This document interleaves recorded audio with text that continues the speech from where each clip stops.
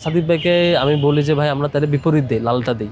আমরা রক্তের কালারকে মিন করে লাল দেই। ক্রেডিট নেওয়া বা গল্পবাজি করা এইগুলোর ইচ্ছা থাকলে আমরা হয়তো আগে থেকেই করতে পারতাম। ছাত্র শিবিরের সর্বোচ্চ পর্যায়ে দায়িত্ব ছিল শহীদ হয়েছে। 19 তারিখের পর থেকে যে কয়টা কর্মসূচি এবং প্রেস রিলিজ আন্দোলনে গিয়েছে এবং প্যাড পর্যন্ত, ওই যে ডগ ফাইলে বসিয়ে প্যাড দেওয়া পর্যন্ত, সেটা প্রত্যেকটাই আমাদের কোনো না কোনো টিম থেকে দিয়ে আমরা রেডি করে দিয়েছি। পরামর্শটা নানান স্টেকের সাথে নানান সময় নানান কর্মসূচি নানাভাবে হয়েছে, কিন্তু এটা কনক্লুডিংটা আমাদের এখান থেকে এসে আমাদের টিম দিয়ে করতে হয়েছে। সেগুলো আমাদের একদম বাই ডেট প্রত্যেকটা চ্যাটিং এবং যে ডিভাইসে আমরা যে ডেটে যে ডকুমেন্টটা ওপেন করেছি, যে ডকুমেন্টটা রেডি করেছি, সব কিছু আমাদের কাছে আছে। তো কালোর বিপরীতে লালের কর্মসূচিটা যেভাবে হয় সেটা হচ্ছে 29 জুলাই সন্ধ্যায় আমাদের তিনজন, আমরা একটা গ্রুপে, আমাদের অনেকগুলো গ্রুপ ছিল, তার মধ্যে একটা গ্রুপে আমি, সাদিক ভাই এবং মহিউদ্দিন ভাই। সাদিক ভাই তখন সভাপতি, আমি সেক্রেটারি, মহিউদ্দিন ভাই সাংগঠনিক সম্পাদক। তিনজন ডিসকাস করছিলাম যে কর্মসূচি নিয়ে কী করা যায়। তখন সাদিক ভাইয়ের কাছে একটা ফোন আসে যে ছাত্র দলের পক্ষ থেকে একটা প্রস্তাবনা আসছে যে হচ্ছে শোক মিছিল করার জন্য, যে এরশাদের আমলে রাষ্ট্রীয় শোকের বিপরীতে পাল্টা শোক মিছিল করে নাকি এরশাদের বিপরীতে আন্দোলন, মানে এরশাদ বিরোধী আন্দোলনের একটা এক্সাম্পল ওনারা নিয়ে আসছেন। এবং বেশ কয়েকজনের মাধ্যমে সাদিক ভাইয়ের কাছে ছাত্রদলের পক্ষ থেকে এই বার্তা পৌঁছায়। সাদিক ভাইটা বলেন যে অনেকে তো এরকম প্রস্তাব দিচ্ছেন, কি করা যায়। তো আমরা নানান মধ্যেই গ্রুপে ডিসকাস করি। তো এক পর্যায়ে সাদিক ভাইকে আমি বলি যে ভাই আমরা তাদের বিপরীত দিই, লালটা দিই।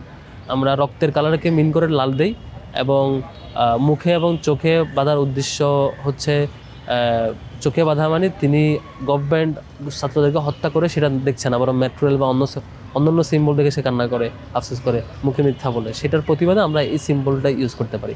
তারপর উনি একটা প্রেস রিলিজ রেডি করলেন, সেখানে এই ঘোষণাটা অ্যাড করলেন। এটা 8টা সাড়ে 8টার দিকে রাত। তারপরে রেডি করার পরে মহিউদ্দিন ভাইকে বললেন যে কিছু স্মারকলিপি, কিছু হ্যাশট্যাগ অ্যাড করার জন্য। মহিউদ্দিন ভাই কিছু হ্যাশট্যাগ অ্যাড করলেন। হ্যাশট্যাগ অ্যাড করার পরে সাদিক ভাই পূর্ণাঙ্গ প্রেস রিলিজ করে আমাদের আরেক টিম মেম্বার, যে হচ্ছে যার ডিভাইসে সবগুলো প্যাডে বৈষম্যবিরোধী ছাত্র আন্দোলনের প্যাডে কর্মসূচি ঘোষণা হয়, তাকে দেওয়া হয়। সে তার ডিভাইসে প্যাডে বসাই, রেডি করে আবার সাদিক ভাইকে পাঠাই। ভাই আবার 9টার দিকে, 9টার পরপর, ইমিডিয়েট পরপর টেক্সট এবং প্যাড হচ্ছে সমন্বয়কদেরকে পাঠায় রেডি করে। তারপরে সমন্বয়করা জার্নালিস্টদের গ্রুপে দেয়। জার্নালিস্টদের গ্রুপে ঘোষণা দেয় 9টা 30-এর দিকে তাদের গ্রুপে। তো আপনি যদি এখনও চেক করেন সেই চ্যাটিংগুলোর একদম কনসিকুয়েন্স, কখন ডিসকাস হয়েছে, কখন আলোচনা হয়েছে, কখন আলাপ হয়েছে, পুরোটাই এভাবেই হয়েছে আর কি। আর দ্বিতীয় আরেকটা কনসার্ন হচ্ছে, মানে আসলে এগুলো তো ক্রেডিটের ব্যাপার না, এগুলো হচ্ছে আন্দোলন হয়েছে, সবাই যার যার যেখানে সুযোগ ছিল অংশগ্রহণ করেছে, কন্ট্রিবিউট করেছে। এটা খুবই ছোট্ট একটা ব্যাপার, সিম্বলিক প্রতিবাদটা। এটা অনেক বড় কর্মসূচি এমন না, খুবই ছোট্ট একটা সিম্বলিক প্রতিবাদ। সেখানে আমাদের যেহেতু আগে সবগুলো পলিসিতে এরকম আমাদের এঙ্গেজমেন্টের সুযোগ ছিল, আমরা এঙ্গেজ হয়েছি, হারিয়ে দিয়ে সহযোগিতা করেছি, সেটাই স্মৃতিচারণ করা, গল্পটা বলা। এখন কেউ যদি এটা নিয়ে মিথ্যাচার করে বা মনে করে যে এটা ক্রেডিটের অংশ, এটা দুঃখজনক হবে। জুলাই আসলে এটা ক্রেডিটের অংশ হিসেবে কেউ কন্ট্রিবিউট করতে আসা নাই। এটা মূলত এসেছে সবাই যার যার জায়গা থেকে যেখানে যেটুকু সুযোগ ছিল। যেহেতু 19 তারিখের পর থেকে আমরা হাইলি এঙ্গেজ ছিলাম তাদের সাথে, এবং 19 তারিখের পর থেকে প্রত্যেকটা জিনিস সেখান থেকে রেডি করে দিতে হতো। বা যেহেতু তারা সেফ হাউসে ছিল, বাইরের অ্যাক্সেসটা কম ছিল, ফিল্ড লেভেলের ডাটা কালেক্ট করা, মাঠ পর্যায়ে সব কিছু কালেক্ট করে রেডি, সেগুলো সব কিছু অবজার্ভ করা, এটা আমাদের সুযোগ ছিল, আমাদের টিম দিয়ে টিম ওয়ার্কটা করা। এটা আমরা করে কন্ট্রিবিউট করেছি। এখন সেটা নিয়ে ক্রেডিট নেওয়া বা গল্পবাজি করা এইগুলোর ইচ্ছা থাকলে আমরা হয়তো আগে থেকেই করতে পারতাম, বহু আগে বলতে পারতাম। আমাদের মূলত এটা জুলাই উপলক্ষে স্মৃতিচারণ হচ্ছে, সেদিক থেকে সেই স্মৃতিটুকু শেয়ার করা। তো এই কর্মসূচির মূলত গল্প এটাই। এবং এখানে পরবর্তীতে সবাই সদস্যত্বভাবে অংশগ্রহণ করে কর্মসূচিতে, সেটা আমাদেরকে অনেক বেশি মোটিভেটেড করে। পরে ফিল্ড পর্যায়ে কর্মসূচিগুলোতে যাওয়া হয় আর কি।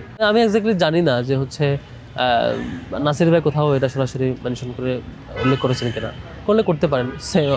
আমি আমার দিক থেকে আমরা যেটা উপস্থাপন করেছি একদম টাইম ধরে 29 জুলাই সন্ধ্যা 7টার পরে 8টা 8টা 50, আবার গ্রুপে সাংবাদিকদের গ্রুপে এটা অ্যানাউন্স করা সমন্বয়কদের পক্ষ থেকে 9টা 30-এ, তার আগে ডকুমেন্ট ক্রিয়েট করা, ডকুমেন্টে এগুলো ক্রিয়েট করে পিডিএফ বানানো 9টা থেকে 9টা 30-এর 9টা 20-এর মধ্যে। এটা প্রত্যেকটা টাইম রেঞ্জ ধরে প্রত্যেকটা জিনিস আমাদের কাছে ওয়েল ডকুমেন্টেড। কারো যদি ডকুমেন্ট দরকার হয়, প্রত্যেকটা জিনিস আমরা যেটা বলেছি, আমাদের যেহেতু পলিসির জায়গাগুলো কখনো গ্রুপে কখনো ম্যান টু ম্যান কথা বলেছি, চ্যাট, টেক্সট, অন্যান্য কাজ বা ফিল্ড লেভেলের সমন্বয়, এগুলো আমরা আসলে মানে সোশ্যাল মিডিয়া দেওয়ার পক্ষপাতী না। আমরা যদি সত্যতা যাচাইয়ের জন্য সাংবাদিকদের প্রয়োজন হয়, আপনাকে যেমন একটু আগে আমি দেখিয়েছি সব কিছু একদম বাই ডেট, সেভাবে আমরা যে কাউকে দেখাতে। বাংলাদেশের একমাত্র স্মার্ট সিটি বসুন্ধরা এখন আরো নিরাপদ, আধুনিকতায় আরো এক ধাপ এগিয়ে। বসুন্ধরা যায়। জুলাইয়ের প্রোফাইল লাল করা বা লাল সিম্বলিক প্রতিবাদ জানানো এই কর্মসূচিতে আমাদের তখন ছাত্র শিবিরের কেন্দ্রীয় পেজ বা আমাদের সাদিক ভাই তো সবার আগে তখন ইমিডিয়েট দেয় কর্মসূচি ঘোষণার সাথে সাথে।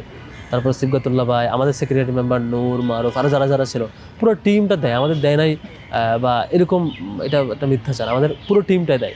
আর আমার ক্ষেত্রে যেটা সেটা হচ্ছে আমি যখন বিশ্ববিদ্যালয়ের সেক্রেটারি হই তারপর থেকে একটা অলমোস্ট পুরো বছর জুড়ে আমার আইডি ডিএক্টিভ করা ছিল। আমার অ্যাক্টিভিটি লগ যদি কেউ দেখতে চায় কাউকে মানে এটাই মানে ইজিলি দেখানো যাবে আর কি। আমার আইডি ডিএক্টিভ ছিল যে কারণে আমার ফেসবুকে অ্যাক্টিভ ছিল না। আমার মানে তখন আসলে ওই সময়টাতে পুরো বছরটাই, এর আগেও আমি ফেসবুকে কম অভ্যস্ত ছিলাম। ফেসবুকটাতে সময় নষ্ট হওয়া বা দীর্ঘ সময় চলে যায়, এই জন্য ফেসবুক চাইতে তখন আমাদের কমিউনিকেশনটা যেহেতু টেলিগ্রাম, সিগন্যাল অ্যান্ড হোয়াটসঅ্যাপ কেন্দ্রিক ছিল, ওই কেন্দ্রিকে বেশি যোগাযোগ সব কিছু হইতো এবং সোশ্যাল মিডিয়ায় একটু অভ্যস্ত না থাকাতে, আইডি ডিএক্টিভ থাকাতে তখন মূলত কোনো ধরনের পোস্ট বা এগুলো পাওয়া যায় নাই। ইভেন দেখবেন আমি সেদিন আমার একদম স্পষ্ট মনে পড়ে আইডি মনে হয় আমি অ্যাক্টিভ করেছি আমি গণভবন থেকে ব্যাক করার পরে। গণভবন মিছিল শেষে গণভবন যায়, গণভবন শেষে গণভবন থেকে ব্যাক করে বাসায় ফিরে বিকেলে বা সন্ধ্যায় তখন হচ্ছে মোবাইল হাতে নিয়ে আবার নতুন করে আইডি ডিএক্টিভ করি। তার আগে পুরো সময় জুড়ে আইডি ডিএক্টিভ ছিল। তো মূলত আমাদের তো সারা দেশের প্রত্যেকটা টিমের সমন্বয় কার্যক্রম, আমাদের ফিল্ড লেভেলে এগুলো তো আপনি একদম স্পষ্ট প্রমাণ। আমাদের ছাত্র শিবিরের সর্বোচ্চ পর্যায়ে দায়িত্বশীল শহীদ হয়েছে রাজশাহী মহানগরের সাংগঠনিক সম্পাদক, একটা শাখার একদম থার্ড ইন কমান্ড, তিনি পর্যন্ত আন্দোলনে শহীদ হয়েছেন। আমাদের এত বড় বড় ঘটনা, এত শহীদ, এত আহত, এত কন্ট্রিবিউশনের পরে যদি সিনেমাটা নিয়ে কোয়েশ্চেন করে, এগুলো খুবই উদ্দেশ্যপ্রণোদিত এবং মানে অবান্তর কোয়েশ্চেন।